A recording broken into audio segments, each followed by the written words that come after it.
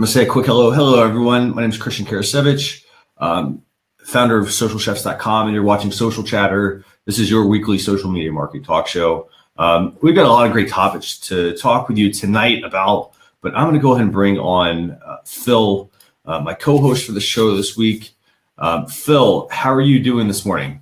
Hey, I'm terrific, Christian. I'm sorry to see you're sick, man. We'll carry the show, and you just hang out, man, and offer some good stuff. Sounds good. We got a lot of really good topics tonight. Yeah. I mean, when you and I, we were looking over what we had for the week. I was like, wow, I was like, it was just Facebook F8 updates, some Instagram topics. But then I started to delve into these, and I said, there's a lot of really useful and a lot of really cool things coming out in social media marketing this week. Some of these things are coming out. Happened even before, like right before. Two big more things today that if we have time, we'll talk about, man. Sounds good. So I'm going to bring on Gary and then have you introduce Gary. Cool. So Gary's going to be on in a second. Gary J. Nix is a senior level marketer. He's a marketing leader. He's a speaker. Get this, 16 plus years of digital experience. He calls himself the Brandarchist, which is strategy consultancy. He is wicked smart. So Brandy McCallum introduced us together and went back and looked at his stuff. Wicked smart guy. Gary, we are so glad you're here, man. Thanks for joining us. No, thanks for the invitation, man. Really glad to sit here and talk with you guys today. Cool. So what the heck is Brandarchy, man? Okay, so Brandarchy is really just a way of thinking about the brand and business from more of a consumer level. Okay. We have to remember as advertisers and marketing professionals that we are trying to sell to people who have the money. So we need to actually serve them and please them and not just talk about how awesome we are, So Brandarchy is really about kind of switching the paradigm and doing the things that we are able to do now because of all the technology we have and the connections that we can make via social media. Awesome. Well, you're in the right spot, man, because we only talk about the business applications. When we look at our week, we're like, there's a lot of stuff that could have happened. Like we could talk about now Facebook allowing dating, but that's crap. We're not going to talk about that tonight, right? We're going to really talk about the important stuff. So we're so glad you're here, Gary. We see Nicole is with us today. Really cool with that. So this is going to be fun. What's up, Nicole? Nicole, we've got Kim, and I want to thank everybody that's joining, by the way. Do us a favor, hit that share button, share this on your profile, invite people to come and watch Social Chatter because, it's about having you, the guest, on. As Gary mentioned just a second ago, it's about doing what's right for, in this case, your customer or your consumer. And it's the same thing, with the show. We want you to bring people on to the show because, hey, it makes it a lot of fun. Ask questions. We'll do our best to get to every question you ask. So thanks a lot for joining. So, Phil, where do you want to start this week? We had quite a few topics. Oh, my gosh. So many stuff. Let's start with a little bit of Instagram fun. Let's talk about some of those new ways to share and connect on Instagram, which are, these can be a potentially big thing for brands and for small business owners that are looking to use Instagram better. So one of the things that you can do is get this. You can take a sticker of your favorite song on Spotify. You can add action shots from your GoPro. You can tap the share button and you can add things, which gives a little bit more personality to your brand. So, Gary, I'm curious, man. Do you advise brands that they add some personality, that they might use something like this? I mean, so for brands, they're so much of what brands are has to do with the personality of the people who run it and the people who work for the brand. So adding personality to all the content that you send out is very important. It also has to make sense in the story that you're trying to tell. So while we hope that brands won't just jump on this new tool and just start using it to kind of push ads, there is a lot of room for something fun to be done. I remember there was something I was doing last year with the NCAA tournament and having to do everything one by one. We were able to make it happen because that's all we had. But if we were able to put a bunch of things together and then just publish them in the right order all at once, but it made things a little bit easier. So I can see a lot of small businesses being able to leverage this, and then hopefully the larger businesses will figure out the best way to use it in terms of their content creation as well. Awesome. So are there any brands, Gary, that you recommend maybe people pay attention to that you think could jump in and play with this already? Maybe even some brands that you advise?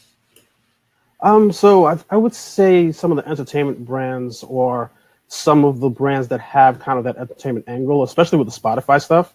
Being able to just share from Spotify, even though it doesn't seem like that big a deal, it's something that people already do. And once brands can get closer to kind of doing the same activity as people or the people who run the brands, it tends to form a better connection. So being able to do these things in a way that makes sense. So a brand may be either a fashion brand, an entertainment brand, a lifestyle brand, anything where you can actually speak about your mood and it makes sense, or you can have that musical connection. Those are the types of brands that can use stuff with Spotify. Otherwise, just any brand that's doing really great storytelling, they can do the other share functions on Instagram stories very well and easier. Cool. I'm looking forward to maybe a wine brand playing a little Marvin Gaye. I mean, let's get it on, right? We get some Cabernet, have some wine, have some cheese, right? We can do this, man. Maybe we should have probably hooked that up tonight, huh, Gary? We could have that. Christian, next time, buddy, order the wine for your guests, okay?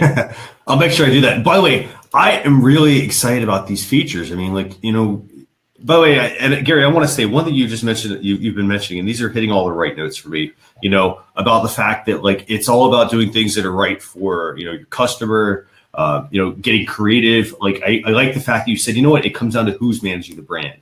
And I think that makes a lot of sense because a lot of people think oh, it's the company that's responsible for this. It's no, it's not. It's whoever's managing your channel. It's the person who is bringing that personality. And I really, really, really like that statement. Because that's so true.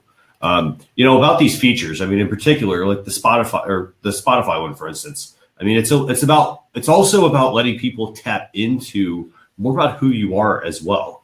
Granted, this is mainly from, a regular user level, but the fact that I can go, for instance, on Spotify, hit the share button now, obviously you want to update your app, by the way, all of your apps, but hit that share button and then let people see, well, what kind of music am I listening to?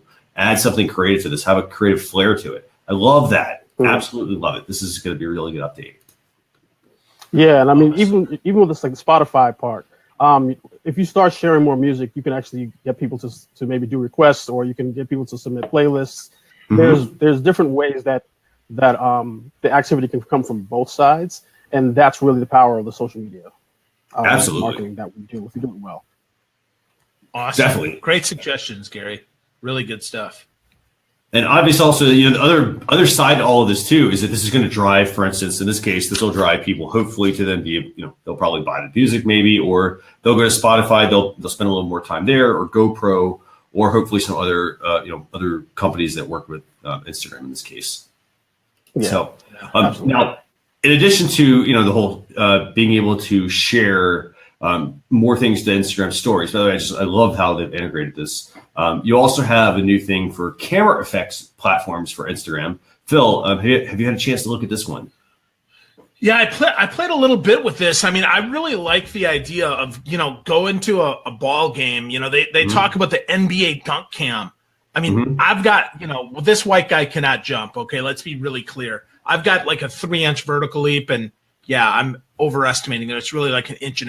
So I'm excited, though, to see fun stuff like that. Maybe you go to a ball game, right? You can have a kiss cam right in your seat, which is pretty cool if you want to, pimp on your neighbor there, especially if you got a single seat. That's kind of nice, right? The salt battery. Yeah, don't do that. But yeah, I mean, I can totally see us using this, man, for fun. I played a little bit with it. I checked it out, and it does absolutely look promising. And I'm just thinking, going to the ball game, man, I can be way more fun than the boring filters, unfortunately, that the team had. Now maybe, we can take in some of the best of every ballpark and be there in a VR or AR type of way. And granted, they're only working with say Ariana Grande, Vogue, BuzzFeed, but I see a lot of potential with this as well, and you'll see a little synergy here with Facebook as well because they have a similar feature they're actually working on. But Gary, how do you think brands could tap into or how could somebody a business using Instagram, could they tap into this right now? And then if they could, what are some ways you can think of? What I see here is another excuse / opportunity for more brands to actually invest in AR now. I'm a little surprised that Snapchat hasn't really jumped into this as much, and they're letting Instagram get a little bit of a wider lead on them with the AR capabilities, or at least with the promotion of the AR capabilities. But here's a chance for everyone in this industry that we call creative to be creative, right? A lot of the things that we're talking about here are extensions of the way that we can tell stories. And as any marketer or advertiser knows, storytelling is a very effective way to get your point across and to get people ready to buy, right? So being able to do things in a three-dimensional way, bring more creativity, have people be more interactive, making things more immersive, making things just generally more interesting in a way that people would like to share and talk about with their friends. This is the opportunity here. We've been talking about VR and AR as the next new thing for the past 3-4 years now. Now it's time to actually start doing things here, and these new tools will allow us to do so. Now it's up to us to, as the technology grows and gets better, to figure out exactly how to implement it in the right way. Definitely, absolutely great points. And also, by the way, this week from Instagram, they've also they've rolled out the whole video. They've also rolled out a video chat feature, which it's good to have video chat. I think from a business purpose, this could be a very could be something a business could use. I don't think I'd use it very frequently. But basically it'll let you go into your direct message. You'll be able to have video chat and then, have individual chats with people, and then you can take that into video if you want to. Phil, what are your thoughts on the video chat feature from Instagram? Well, I just wonder how that's going to work from a brand perspective. I mean, that's my biggest concern here. Maybe we get to Brady Bunch this, right? Maybe it's an opportunity to offer an Instagram takeover for somebody who's actually going to host it and make it fun. Because what I don't want to see is, with video, it's like one person's in the store and they're walking around the store, or they're walking around a factory or something and putting people to sleep. And then have 3 people on, yeah, you're so great, Dad. It's like, get real. That's really lame. So I'm hopeful, but I really think this is more of a personal thing or with entertainers than it is going to be for big brands. Although, for musicians, right, for musicians, a lot of play there, actors and actresses, maybe a behind the scenes look. But otherwise it's a lot of people just kind of peeping in on what you're doing. Kind of lame. I don't know. What do you think, Gary? Yeah. I mean, here I think we see either something with an influencer with an exclusive look, or as it matures, this could be something helpful for customer service. Potentially there's an issue. Now you can actually speak to a person, which is what we always want, right? So as it matures and as people don't just use it to death, there is an opportunity for this to be used for customer service as well. And, being able to see face to face, actually speak to a person, know who you're speaking to, kind of get some of those context clues that you get actually speaking to someone face to face, and being able to make people feel a little bit better. That's something that this could be used for. Awesome. Yeah, I hadn't even thought about customer service, Gary. That's a great suggestion, man. By the way, I love, I will say this again, because you're hitting all the right points here, like just customer service. This makes a lot of sense to be able to use video chat for customer service. Now, the one question I would have is, if I'm a business, I'm a brand, which channel do I pick? Because, I could go to Facebook Messenger. I could, go the traditional route and just say, hey, I'm going to have a Skype call with you. Does this get rid of having to use some of those tools? Or do I kind of just need to pick and choose, where my customers are at and use the platform? Because I personally, I could see some really cool stuff happening. For example, if I were, a celebrity or an athlete, maybe I have some sort of contest on Instagram, and I give you a private, or in this case, the public, a video chat with certain users. For example, Taylor Swift does something like that, where when she releases an album, she typically will invite, her fans to her home and all that sort of stuff, and she's very personal with her fans, obviously around the time of launching an album. Now, in this case, do you think, how does somebody pick like, well, which platform do I use here in this case for video chat? Because I mean, does it come down to the implementation maybe, or is it, the channel where your users are at the most? What do you think, Gary? Well, you definitely want to start where the users are. That's where you really always want to start. And I think we also have to look at things in terms of not which one we're going to choose, but just pay attention to which ones we will use the most. Okay. We have to let our customers, our communities, really lead where we're going to be more than trying to dictate it nowadays. So there's different opportunities on different channels. People are on different channels for different reasons, and we have to really keep that in mind. And that's why we have to be ready on so many different channels, and be available to people where they expect to see us, not where we think we should be. So if I'm a small business, just so I don't feel overwhelmed, what's one tip you would give them, I guess, when trying to pick, how to kind of get started here, or which direction to kind of zig and zag on? I would really prioritize my strategy and figure out which channels are being used for which reasons. If you don't have the resources to be able to do everything on every single channel, then you need to figure out what you're doing on each channel and kind of direct people to those certain platforms, right? So if you're going to be doing a lot of conversation on Instagram, you might want to keep that customer service conversation there. Okay. If you're doing a lot of work on Twitter and you're really fast paced, you might want to keep your customer service channel there first. Okay. And then also think about the fact that it's like, okay, we can start the customer service process on one channel, and then if it needs to be escalated, potentially be escalated to another channel, and then go from there. Get as close to face as possible. Good, great recommendations, by the way, and I love the fact that you can wade in, you can just start in one place or look where it's best for you. And I think the key thing for everybody watching, like, just don't get overwhelmed. Like, it's going to seem like, well, hey, now it's something else I have to do.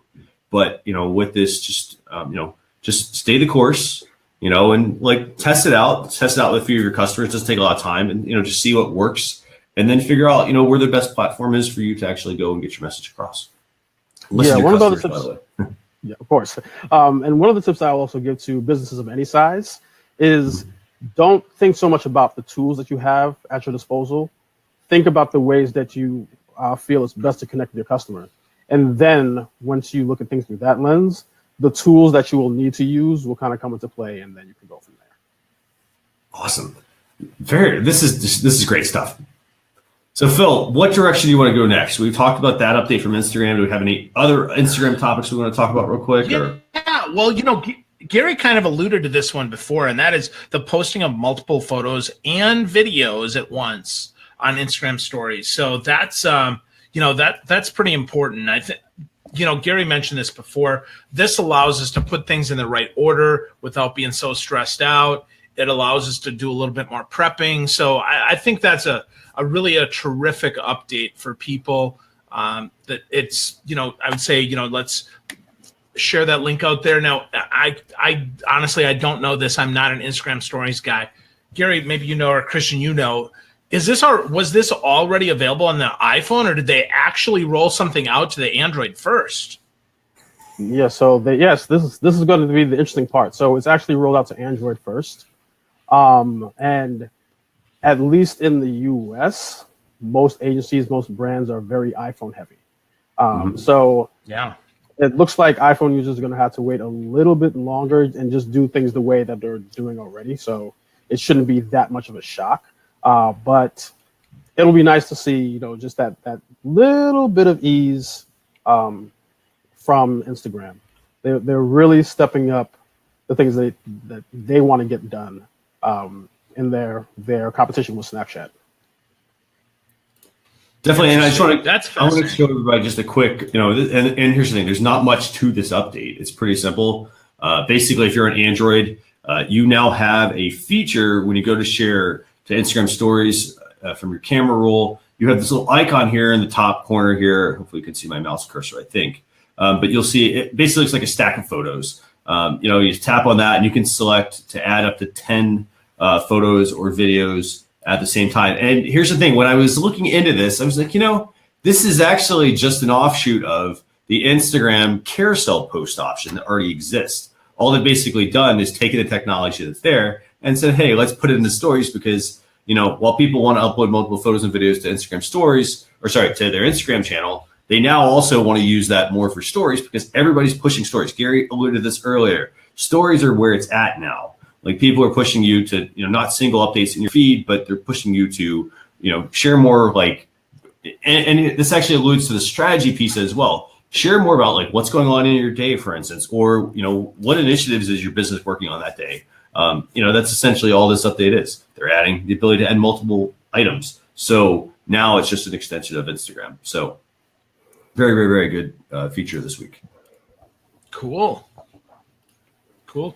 Awesome. So Christian, where do we want to go next, man? We've got so much good stuff. We want to move on to Messenger and the new tools for businesses to connect that way. Let's talk about Messenger. There are a couple other Instagram updates. We're putting those in the blog recap, by the way, which you can get by going to socialchefs.com/daily or socialchefs.com/weekly. We'll send you that tomorrow when we publish the post. But let's keep moving here. We got a lot of really good things coming out of Facebook F8. Let's see. We were talking about let's see. Let's talk about those. Which part? Let's do the Messenger piece first, and then we'll talk about the camera effects. So Facebook, they had their F8 developer conference. Typically, they come out. Most of the time, it's like, oh, hey, we made some changes to some things that are going to come out for users. And they're usually not that earth-shattering. I think this time, though, they have some pretty wickedly amazing things that we want to share with you today. So one of those are some new tools for Messenger and lots of tools for Messenger, and these for businesses. So let me actually get this pulled up for everybody. Do you happen to have that pulled up, Phil? We can just kind of run through the ones that we think are important. So I'll talk to that. You pull it up, man. So a couple brands are launching some augmented reality effects in Messenger, which is pretty cool, right? Asus, which is, that's computers, right? Laptops, motherboards, stuff like that. Kia, so we'll see some vehicles. Nike, of course, you all know Nike. If you don't, please go away. We don't need you on the show. And Sephora, right? So makeup. So Gary, we can get pretty all at the same time here with Christian if he sends us some makeup, right? That might be kind of nice, or at least pretend to with AR, huh? Yeah. What I'm really looking for here is to see this technology mature, right? There's a lot of room for AR here, and while we still also try to figure out whether or not Facebook is cannibalizing the things that Instagram is doing, using the AR, there's going to be some glitches that are just going to happen, just because first generation of everything has glitches, so. It's going to be interesting to see what, like Sephora, that's something that can be very helpful, but how realistic is it going to be? How is the AR experience going to compare to the real life experience? Fixing that issue, or that potential issue. What is Nike going to do with sneakers? What kind of, is it just going to be more immersive content, which is not bad, or is it going to mature to the point where you can say, okay, what size shoe do I wear? And then they can figure it out from AR. Where are we going to go with this? There's going to be some fun things I think that can happen in the beginning, but I really want to see what's going to happen as this technology matures and becomes more utilitarian as well as interesting and fun. Do you think they go right from AR, Gary, to maybe 3D printing, right? I tried on that shoe and now I can print it out at home, or what?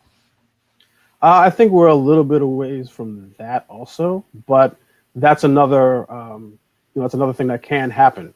Like I said, the biggest thing for me is to see where this is going to go. This is something that's going to come out very new, and we're watching some of the stuff like that Nike's doing with unlocking shoes, which is something that they've figured out many, many different ways to do online and through social media.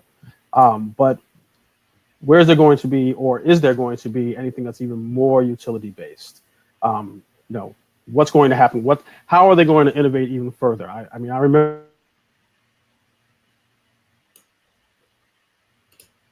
we're just happy to get a chance to stand in line for a shoe. Now we're unlocking shoes through Facebook Messenger. They had this ridiculous Jordan campaign that they did during All-Star Weekend with Snapchat, and actually people being able to buy the new Jordan through Snapchat. They're doing so many different things that are really interesting. It's just going to be it's what are they going to do next, and then what are other companies going to do that is the equivalent in their industry to the things that Nike is doing. Gary, you're a sneakerhead, man. Are you going to get your own shoe? That's really what people want to know. I mean, I've been doing Nike ID for a while now. Yeah. So maybe one day, I still have some of my sneakers on my Instagram that I've designed. So, the Gary V and the Gary J Nicks, man. The Brander Kiss shoe, man. Hashtag Brander Kiss. I'm buying one. Yeah. The other Gary. I will say, Christian, what are you seeing, dude? I am really I want to see this succeed. I love your idea, for instance, like with the shoes to be able to 3D print that from home, but I want to see this. I really do. I want to see it succeed. I want to see them get some good brands on board. I mean, the whole, the Sephora side makes a lot of sense. For example, I was just playing a video for you all, and basically it was, it was basically being able to open your camera, try on some lipstick, for instance, and then order it right on Sephora. I mean, that's pretty slick. Maybe the direction I see this going is what would happen is somebody can, open up their, they get a message about like something new from like the brand, maybe by a chat bot or something like that. What would happen then, I think, is maybe if you buy it, maybe a drone, for instance, could deliver it to you now. That might be the first iteration. Then we'll get to 3D printing. Awesome. That'd be fun, huh? You're in Times Square and bow! I got my new shoes, my Jordan. What are we up to now, Gary? 87 or something? No, almost. We're in the 30s, definitely. Definitely the 30s. Awesome, man. I had a pair of the first, the pony ripoff of the Jordan 1s, man. I remember. I couldn't afford the Jordans. I got the ponies, man. They were close, though. No, they were pretty close. And actually they were, because I remember back then, they actually weren't that less expensive than the Jordans. I haven't had Jordans in a very long time. But I do still remember my first pair of ones, the Royals, the black and blue ones. So yeah, I'm looking to get those back. Awesome. So Christian, if you're looking for gifts for our guest, if you could send Gary a pair, what size you need, Gary? 11.5, please. Yes. 11.5. That's my size too. So send him 2 pair, and a ticket for me to New York, and we'll have a shoe try on Facebook Messenger. I'll make sure I do that. Yeah. Awesome. So what else do we have out of F8 this week with Facebook? Yeah, so we got one more here coming out of F8, sharing the stories, those AR camera effects. We talked about that and some other stuff as well, because F8 was big. Like I said, we're not going to talk about Facebook dating. We're going to talk about business stuff. So the fact that now you have a more cleaner path into sharing to your stories, and that the Oculus Go now, for all of us nerds, right? We got an Oculus Go that can really change our game and change our life. So it's going to be like Ready Player One. We don't even have to leave the apartment anymore to hang out with our friends. Is that a good thing? I don't know. What do you think, Christian? Here's the thing. I still like my personal interaction. I mean, I like the fact that, like we can start to do, and this, by the way, made me think, we talked about a minute ago with like, Nike and Sephora, like being able to, for instance, like get your stuff delivered or get something, 3D printed, I still think you still need to keep up your customer service. You need to have that one-on-one interaction with people, to meet in person every so often. I think that, it just keeps you in touch with reality in a way. Yeah. What do you think, Gary? I mean, yeah, I have to agree with Christian here. We don't want everything to go full lawnmower man here. So, we do want to keep that that one-to-one interaction happening also. But, being able to take Oculus, because we've been talking about Oculus for probably even longer than we talked about VR itself, and being able to take that hardware and make it more manageable. Yeah, that's really been the big problem with VR, especially, also how expensive it is. But, the fact that people they're not going to get these huge devices, or they're not going to be able to get these huge devices, and making the hardware more manageable and making the experiences inside better. that's what we're waiting to see for VR. And you know, while that's happening, getting all the AR stuff happening, you know, really forming that bridge and having people feel more comfortable with VR by using AR as a bridge. I think that's something that people are starting to realize we need to do, or I hope that people are starting to realize that's what we need to do. AR costs less. It gives better experiences in certain cases. And like I said, it readies people for virtual reality also. So let's take people through the process. Let's tell this full story through the things that we are able to do, and make it and do it in a linear fashion, from going to online sharing, augmented reality to virtual reality, and keeping actual reality in every part of that. Absolutely. You know, and here's the thing, and this is almost kind of like the Apple approach, I think. You know, you have to get people, like, how do you get people, for instance, to like start adopting some of your products? You have to get the cost down enough. Like, the initial version is going to be fairly expensive. It might have things that might not, you know, maybe there's some certain nuances you figure out that like really don't make sense from a, you know, product standpoint. So like, you know, you iterate. You come out with the first version, you come out with the second version. In this case, you get that price down to $1. In this case, it's $199. I mean, in a sense, this stole. I also want to say, like, Snapchat came out with Snapchat Spectacles version 2.0 at $150 and $199 for Oculus Go. I think I'm going to spend the $50 more and go buy an Oculus Go versus a pair of Snapchat Spectacles, you know, version 2.0 here. Reason being is because I think that, you know, there's a lot, like, that opens you up to a lot more, I think, than just having, for instance, a pair of sunglasses that can snap some photos and take some videos. You know, to be able to like now tap into a 3D space, for example, to get myself used to it. I think that there's a lot going on here. And also with just, you know, with, you know, in addition to this, Facebook's also starting to launch the ability to bring 3D objects from your newsfeed into the Facebook camera experience as well with a tap. So basically, you know, they're starting to ready you for using the headset. So I think at $199, that's a fantastic new piece of hardware. Yeah, and then you also have the brand perception as well. So when you look at Snapchat Spectacles versus Oculus, we've been talking about Oculus for so long, how awesome it is, and the only thing that was keeping people from Oculus was the price and the availability to the hardware. Spectacles came out to really big fanfare, and then it tanked very quickly. You know, so you have the sequel of something that did not do all that well against a new iteration, an easier iteration of something that people have been excited for a long time. So that $50 change in price is not going to feel like anything to people who are people who are into technology, people who are first adopters, people who are looking for the technology and looking for new things to do. Definitely. And here's the thing. I'm not advocating against not getting against, you know, don't get a pair of Snapchat Spectacles. I think that here, I seriously, I'm not. I think that they have some usefulness. Like if your business, for instance, is not on Snapchat a lot, you know, you don't have to have spectacles and just use them for Snapchat. Like you could have an account, test them out, you know, get them working there. But you can still download your photos, your video, and whatnot from the spectacles. It's still useful content. It's still useful media that you can create or capture that you can use in your marketing. I mean, you know, so just keep that in mind. It's a Snapchat product, but it doesn't mean you have to have Snapchat necessarily and use it, you know, and have, hey, I have to have 1,000 followers to use this. You don't have to. Just think of it as another tool to help you in your marketing to your customers. You know, what's going to excite and delight them the most, I think. Yeah. Awesome. Agreed. That's great. Great stuff. Well, cool. So we got a lot more we could talk about tonight, but I don't know, Christian, I think we should spend a little bit of time on tools because I'm guessing Gary's a tool guy. If he's a sneakerhead, I bet he likes tools too. So Gary, what do you think, man? Should we move on to tools or you want us to rock one more news story? I mean, talking about tools sounds like a great idea to me. So let's do it. And by the way, just a quick heads up. I mean, you can go, you know, we'll have all this in a blog recap, but you also have some updates from WhatsApp this week.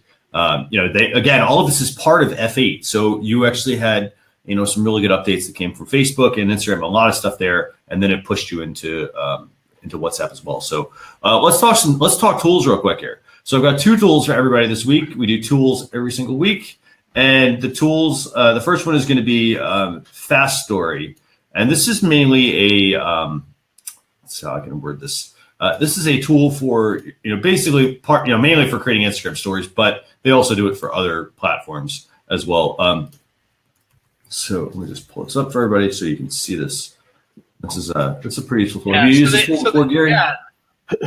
I haven't used the tool.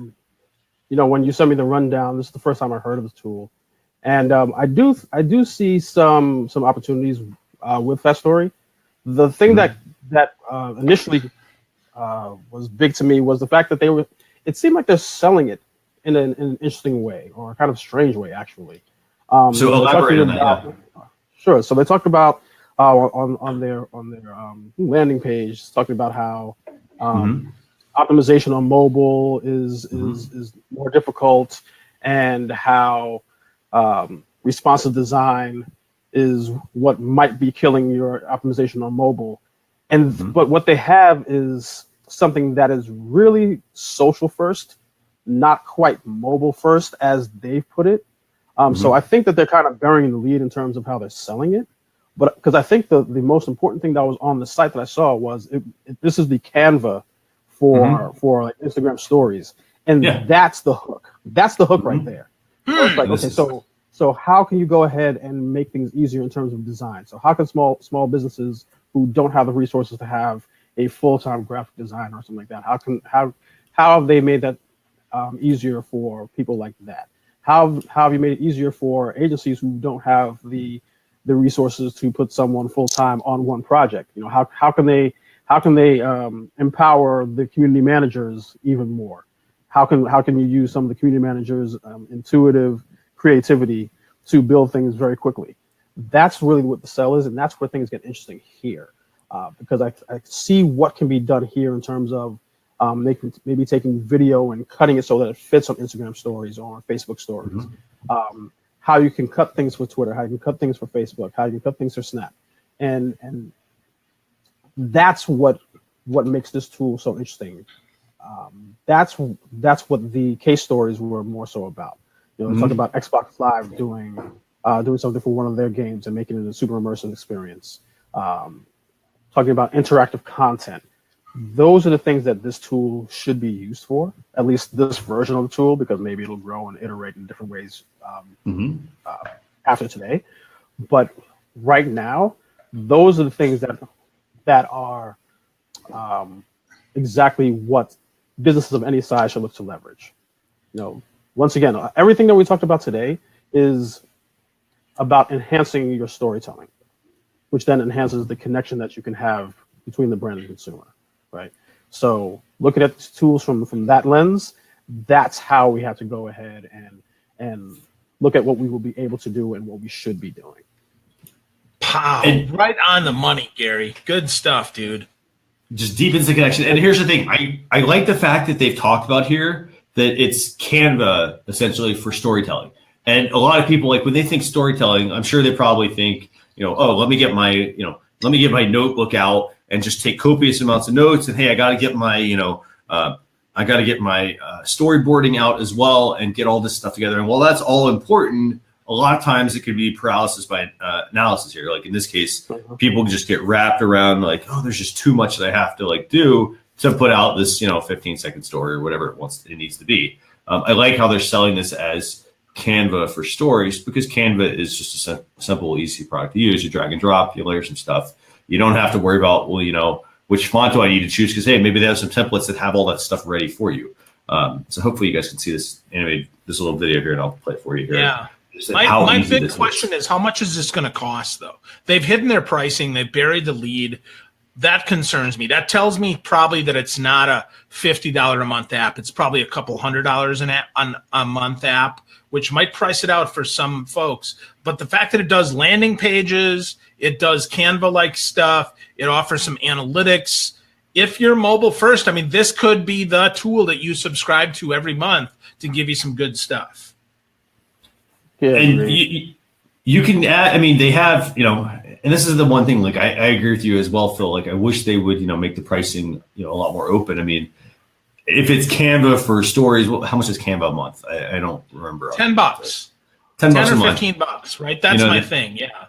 And they've got a work version. I would love to see something like this for stories, but they've got a lot of really good, useful features here. I mean, they've got the ability to do, some A/B, hopefully some A/B testing on this.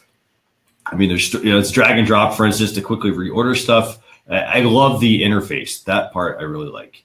I really hope they keep the pricing down for users. I mean, you could add chatbots, you could add quizzes, you can add surveys, just lots and lots and lots of features. Basically, they're calling them bricks that you basically build. That makes a lot of sense. You add a brick to a story, you're building essentially a house. In this case, you're building a story. So it makes a lot of sense to me. But that's tool number one for the week. There's plenty of other tools that you can use for your Instagram stories if you want to do that. But I would recommend testing this one out. I mean, you can test it out. It says get started for free, put your email address in. But definitely, a tool to check out. So let's talk about the second tool this week. And the second tool this week is it's one that Phil and I were talking about. And it's an offshoot of your Facebook Analytics. It's the Facebook Analytics mobile app, and and this came out of F8 as well. So the bottom line is it's a way for you to take your data on the go to run your reports even from your mobile device. This is from Facebook. So this is a free download. What do you guys think about, do we need another app for Facebook, or is this a good step from Facebook? From the business standpoint, working at a few different agencies, I can see how this is helpful because you always get that call, how are we doing? How are they going? What do our numbers look like? So that is definitely helpful in these cases, or troublesome because now we have people, we're giving people more of a reason to call us, depending on how you look at it. But yeah, there's definitely some utility here. What I would like to see is how easy this could be to plug into, say, a Domo or something like that. So now we have dashboards and we don't have to be at our computer if they want to see or how the number's doing. You go into analytics, you do the Domo plugin, and it's sent right to them, and they can see it on the large screens that they like to show off in the office and stuff like that. Having that kind of integration, that will get everyone more excited, at least initially. So this is good. This is helpful. It gives us access to be able to see the numbers.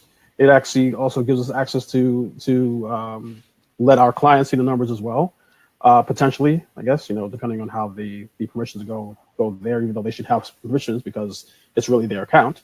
But that integration into a dashboard, I think that whoever does that first will get a bigger high five when that comes out. Do you think, Gary, that they're going to even let that happen? I mean, if I'm Facebook, I'm saying this is my data. I don't want you to really export it. I don't want you to manipulate this. I'm going to make this so this is my thing. This is my go-to, man. I'm going to make you use my tool. Now, especially because it just starts the data effective today, I think they're going to mess with the data, man, and I don't think it's going to be as pure anywhere else. So you're going to have to go to this tool. You're definitely going to have to go to it, but the other dashboard tools, they use some sort of APIs, right? So it's about having an API open so that you can just plug it. So it's not even that the other technology is pulling the data, is that you're pushing the data to the other platform, right?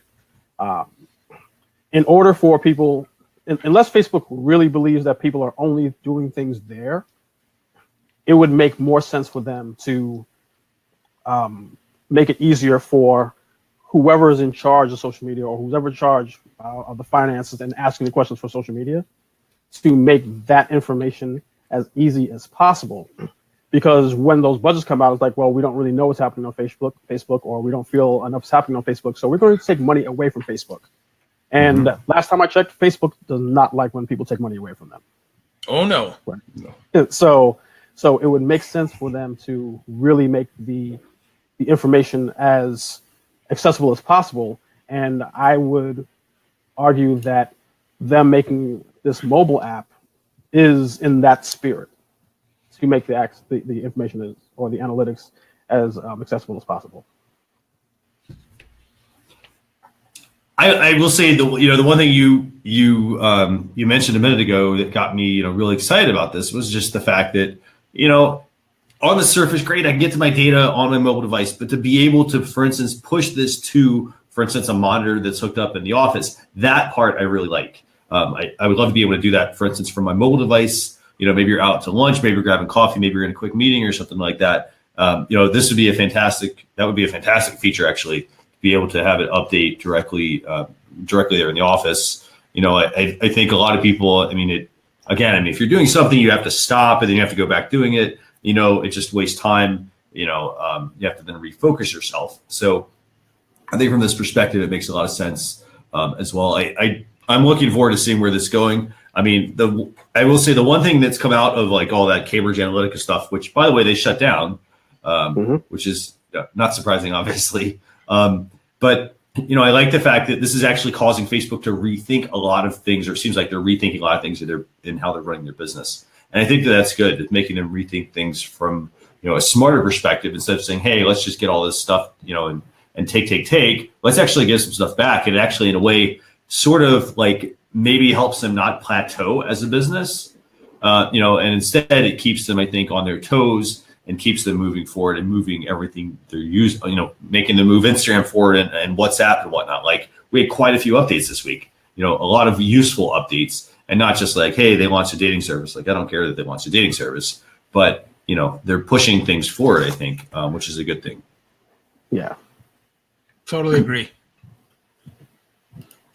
So, Phil, what else? Anything else we want to cover tonight, or how do you want? Well, I just want to say, we've got some great ways for folks to get updates. We now have an Alexa briefing. Amazon just allowed them to get the development kit is going to be more robust. So look for cool stuff that way. Check out our Alexa briefing and sign up for the newsletter. socialchefs.com/daily. You get a recap of this. If you want to keep up and you can't attend in real time, the next day, Christian is a machine, man. He puts this stuff together for you. We get great guests like Gary here.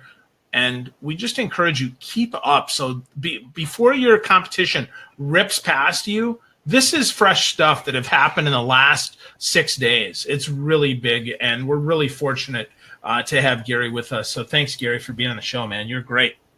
Well, once again, thank you for the invitation, man. I had a great time.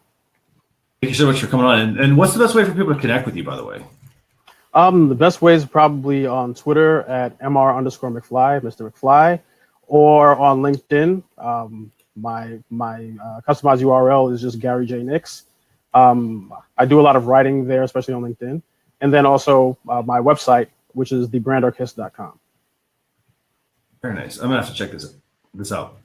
Yeah, the Brandarchist. Yeah, check that out. Gary's a sneakerhead. Check him out on Instagram too, man. Don't be shy, Gary. You're really good at Instagram, man. I just found your other account. I'm like, whoa, dude, good stuff. So I enjoy what you have to share. That's really good. Oh, thanks a lot. Yeah. I'm part of the reason why I know so much about social media marketing is because I'm so active in it, and I look at things as a consumer myself. And when I think about the strategies that I'm trying to create, I'm like, okay, how would someone who is using this tool want to be connected with? Awesome. You do it well, Gary. We're so glad for you. Thanks, Thank man. you. And Bernard says he reads updates daily. Christian, did you know that? We've got one reader. Holy crap, dude. I thought it was my mom. That's great. Thanks so much, Bernard. So thanks, Bernard. Awesome. Christian, so what's going on next week, brother? So next week we've got Andrew Grill coming on next week. He's a practical futurist, TEDx and global keynote speaker. I actually used to work with him at IBM, and then so we're gonna have him on the show. Just like Gary, like super smart guy. I want to say Phil. Phil turned me on to Andrew, and we were talking about like Facebook ads and whatnot, and how things kind of need to change, with the whole model, with how we're being, marketed to. And so we're going to have Andrew on, and hopefully we're going to have some really good discussions there. So, yes. So we'll see you next week. Go ahead. Yeah, I definitely have to see you next week because Andrew, he invited me to London a few years ago, and that's actually how I met Andrew Grill. So, very, very smart guy. Great guy to talk to. Awesome. Looking forward to having him on the show. So we're going to have, and next week's show, let's see. So this week at 10 p.m., let's see. So next week's going to be, what was it? I think 4 o'clock, I think, right, Phil? 4 in the afternoon, Yeah, maybe? I think 4 so. p.m. Yeah, I'm not going to be able to be with you next week. So who's hosting next week, bud? So I'm running solo next week, actually. Holy cow. Yes. So awesome. I'll be running solo with Andrew. But yeah, next week we'll get the Facebook event scheduled for everybody so you can join, join the Facebook Live. But Gary, I want to say I'm super impressed. I want to thank Phil. I want to thank you just for bringing the social smarts. I mean, just amazing ideas that you shared, and thank you so much for spending the last about 45, 50 minutes with us. I really appreciate it. Everybody, if you don't know Gary, go make sure you connect with him. And we're not talking about the other Gary. We're talking about this Gary because this Gary's just wicked smart. So make sure you go connect with Gary. We'll put his website here, and on Instagram and Twitter and LinkedIn. Just fantastic guy. So thanks a lot for watching this week's episode of Social Chatter. Again, I put some new links in there to our Alexa flash briefing and whatnot. So I hope you check that out. Feel free to send us some feedback at socialchefs.com/contact. I read all of that comes in. So thanks a lot for tuning in, and we will see you next week. Thanks, everyone. Bye. Again, bye. See ya.